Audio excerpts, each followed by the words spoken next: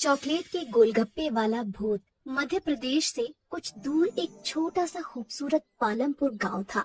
वहाँ छोटी छोटी नदियाँ थी, तरह तरह के पहाड़ थे और प्रकृति का बहुत खूबसूरत रूप यहाँ देखने को मिलता था। लेकिन इन सब के बावजूद पालमपुर की सबसे मजेदार चीज वहाँ हर साल लगने वाला बसंत का मेला था। कहते हैं कि पालमपुर में लगने वाला मेला इतना बड़ा होता था कि कोई भी उसे एक दिन में पूरा नहीं घूम सकता था। उस मेले में गांव वाले तरह तरह के खिलौने, कई तरह की मिठाइयाँ, न जाने कितने किस्म के खेल और अलग अलग तरह की खाने पीने वाली चीजों का ठेला लगाते थे। और इन ठेलों में से एक सबसे मशहूर ठेला था सुरेश चाट भंडार। 4 पहियों के इस ठेले पर सुरेश चाट पापड़ी, टिक्की और गोलगप्पे बेचता था। लेकिन बाकी सभी चीजों से ज्यादा लोगों को सुरेश के गोलगप्पे पसंद थे। मेले में हर रोज सुरेश ठेला भर कर गोलगप्पे लेकर जाता था, लेकिन शाम होने से पहले ही उसके सारे गोलगप्पे बिक जाते थे। काफी बड़े बड़े लोग सुरेश को हराने की कोशिश कर चुके थे, लेकिन कोई भी उसे हरा ना सका, क्योंकि उसके गोलगप्पों की बात ही अलग थी। सुरेश के साथ उसका एक 12 साल का बेटा माधव और एक 16 साल का लड़का रोनित रहता था। रोनित सुरेश का बेटा नहीं था, पर पिछले साल एक दुर्घटना में अपनी बीवी को खो देने के बाद सुरेश ने अपना हाथ बटाने के लिए रोनित को साथ रख लिया था। रोनित अनाथ था। मेले में सिर्फ एक दिन बाकी रह गया था। सुरेश और रोनित दोनों तैयारियों में लगे हुए थे। सुरेश जल्दी जल्दी गोलगप्पे तल रहा था, तभी उसकी नजर माधव पर जाती है, जो बने हुए गोलगप्पों के साथ कुछ कर रहा होता है। माधव बड़ा ही चंचल होता है। वो गोलगप्पों में कभी कुछ मिला देता तो कभी कुछ। माधव को देखकर सुरेश कहता है, अरे मेरे साइंटिस्ट अब क्या कर रहा है गोलगप्पों के साथ? 1 मिनट पापा। माधव ने गोलगप्पों में थोड़ी सी हल्दी, मिर्च और धनिया डाली, फिर उस पर दही डालकर कहने लगा, ये लो, ये बन गए चटपटे दही वाले गोलगप्पे। जब तू गोलगप्पे बेचेगा ना, तब ये सब नुस्खे अपनाना। अरे माधव पढ़ लिख कर गोलगप्पे क्यों बेचेगा? क्यों, क्या खराबी है? काम इंसान को छोटा बड़ा नहीं बनाता, बल्कि इंसान काम को छोटा बड़ा बनाता है। अच्छा, मतलब ये गोलगप्पों में मिर्च धनिया भरकर बड़ा इंसान बन जाएगा? क्या पता बन जाए।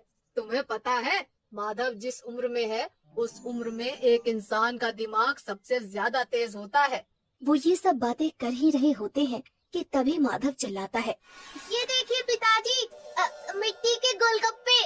ये देखकर रोनित हंसने लगता है और कहता है, अगर गोलगप्पे में मिट्टी मिला देना दिमाग है, तो अच्छा है मेरे में कम दिमाग है। अच्छा चुप रहो, वो हरी वाली पोटली लाकर इस पानी में मिला दो। मैं बाहर काम से जा रहा हूँ, आते हुए रात को देर हो जाएगी। ये कहकर सुरेश वहाँ से चला जाता है और रोनित पोटली के पास चला जाता है। वहाँ 2 रंग की पोटलियाँ होती हैं, एक लाल और एक हरी। रोनित गलती से हरी की जगह लाल वाली पोटली उसमें मिला देता है। तभी उसे बाहर से कुछ आवाज आती है और रोनित बिना पानी को देखे ही बाहर चला जाता है। उसने ध्यान ही नहीं दिया कि पानी का रंग हरे की जगह काला हो गया था। रात को जब सुरेश घर वापस आता है तो देखता है कि माधव अपने बिस्तर पर सो रहा होता है, पर रोनित घर में कहीं नहीं होता। सुरेश को लगता है कि वो काम खत्म करके अपने दोस्तों के साथ खेलने चला गया होगा। रात को सोने से पहले वो निश्चय करता है कि कल की तैयारी का सारा सामान देखकर सो जाएगा। वो चाट पापड़ी देखता है, जो कि बिल्कुल ठीक होती है। गोलगप्पे भी अच्छे ही दिख रहे होते हैं। फिर वो पानी के ड्रम से ढक्कन हटाता है और देखता है कि पानी भी देखने में बिल्कुल ठीक लग रहा है। उसका रंग भी आम तौर की तरह हरा ही है। सुरेश चैन की सांस लेता है और सो जाता है। अगले दिन सुबह सुबह सुरेश मेले में अपना ठेला लेकर पहुंच जाता है। सुरेश काफी थका हुआ था, क्योंकि रोनित अभी तक वापस नहीं आया था, इसलिए उसे अकेले ही सारा सामान ठेले पर लाद कर मेले में आना पड़ा। वो रोनित से गुस्सा भी था और उसे उसकी फिक्र भी हो रही थी। मेले में खड़ा सुरेश रोनित के बारे में सोच ही रहा था कि उसको एक आवाज आती है, भैया गोलगप्पे दो ना। जी देता हूँ। भैया जैसे पिछली बार खिलाए थे ना, तीखे वाले, वैसे ही देना। सुरेश ने उन्हें गोलगप्पे खिलाए। गोलगप्पे मुंह में रखते ही लड़के ने वापस बाहर निकाल दिया और कहा, ये क्या वाहियात गोलगप्पे हैं। सुरेश चौंक गया। लड़की ये कहकर वहाँ से चली गई और सुरेश ने एक गोलगप्पे में पानी भरकर अपने मुंह में रखा। उसने फौरन उसे बाहर निकाल दिया, क्योंकि गोलगप्पे का स्वाद सचमुच बहुत खराब था। जल्द ही ये खबर पूरे मेले में फैल गई और कोई भी सुरेश से गोलगप्पे लेने नहीं आया।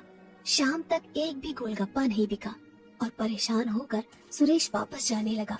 वो अपना ठेला खींचता है और वापस जा रहा था कि उसने देखा कि मेले में एक नई दुकान लगी है जहाँ काफी भीड़ है।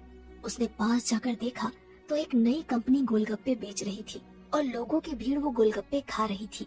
सुरेश इधर उधर नजर दौड़ा ही रहा था कि उसने देखा कि गोलगप्पे रौनक बेच रहा था। सुरेश समझ गया कि ये वही कंपनी है जो सुरेश को काम पर रखना चाहती थी, पर सुरेश के मना कर देने पर उन्होंने रौनक को पटाकर उसका काम खराब कर दिया। सुरेश कुछ नहीं बोला, उसने अपना ठेला लिया और चलने लगा।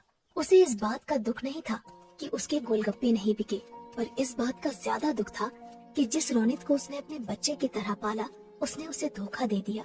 यही सोचते सोचते वो घर पहुंच गया। उसे देखते ही माधव बहुत खुश हुआ और बोला, पापा, आप इतनी जल्दी आ गए और सारे गोलगप्पे वापस क्यों ले आए? वो बेटा, पता है मुझे, आप इसलिए लाए ना ताकि मैं नए गोलगप्पे बना सकूं। सुरेश ने मुस्कुराकर कहा। हाँ हाँ बेटा, जाओ नए गोलगप्पे बनाओ। ये सुनकर माधव खुश हो गया और कुछ गोलगप्पे लेकर वहाँ से चला गया। सुरेश वहीं बैठकर सोचने लगा कि कैसे अपने गोलगप्पे बेचने का काम दोबारा से शुरू करे। वो ये सब सोच ही रहा होता है कि माधव अचानक उसके सामने आकर कहता है, पापा, आ करो। अरे क्यों? आ करो ना। सुरेश ने अपना मुंह खोला और माधव ने एक काला सा गोलगप्पा उसके मुंह में डाल दिया। ये क्या डाल दिया मेरे मुंह में? क्या मिलाया है तूने इसमें? चॉकलेट। अच्छा। ये गोलगप्पे खाकर सुरेश के दिमाग में एक आइडिया आया ही होता है कि तभी माधव कहता है, ये लो पापा, ये भी खाओ। सुरेश मुंह खोलता है। इसमें क्या मिलाया है तुमने? मिट्टी और लाल मिर्च। सुरेश हंसने लगता है और माधव को गले से लगा लेता है। फिर सुरेश पूरी रात अपने कमरे में कुछ करता रहता है। अगले दिन मेले में रौनक के गोलगप्पे बिक रहे होते हैं। तभी एक आवाज आती है, ये क्या खा रहे हो? वहाँ चलो सुरेश के पास, कुछ नए किस्म के गोलगप्पे आए हैं। ये सुनते ही सब सुरेश के पास चले जाते हैं और देखते हैं कि उसके ठेले पर चॉकलेटी रंग के बेहद खूबसूरत और अलग से गोलगप्पे रखे हैं। सब वो गोलगप्पे खाते हैं और सुरेश की बहुत तारीफ करते हैं। तभी रौनक वहाँ आता है और कहता है, तुमने ये कब बनाए? मेरे जिस बच्चे का तुम मजाक उड़ाते थे उसी का आइडिया है ये। ये किसके गोलगप्पे हैं? चॉकलेट के। अच्छा, मैंने तुम पर बहुत भरोसा किया था रौनक, पर तुमने वो तोड़ दिया। रौनक कुछ कहने ही वाला होता है कि अचानक भीड़ से आवाज आती है, और गोलगप्पे दो भैया।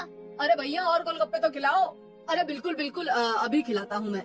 ये कहकर सुरेश गोलगप्पे बेचने लग जाता है और दोबारा पालमपुर के बसंत के मेले का सबसे मशहूर गोलगप्पे वाला बन जाता है, चॉकलेट केक गोलगप्पे वाला।